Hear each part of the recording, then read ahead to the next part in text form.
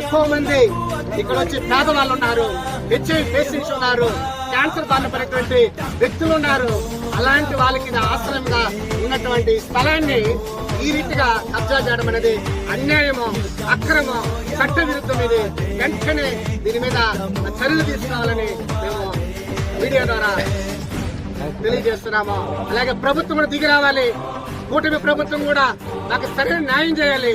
మేము సీఎం దృష్టికి తీసుకెళ్తున్నాము, అలాగే డిప్యూటీ సీఎం దృష్టికి తీసుకెళ్తున్నాము, అలాగే మైనారిటీ సెల్ వారికి తీసుకెళ్తున్నాము.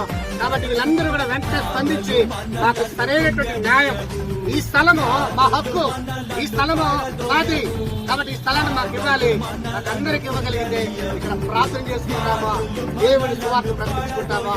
కాబట్టి మీరందరూ మాకు సహాయం చేయాలని మీడియా పత్రిక ద్వారా మీకు తెలియపరుస్తున్నాము. ధన్యవాదాలు.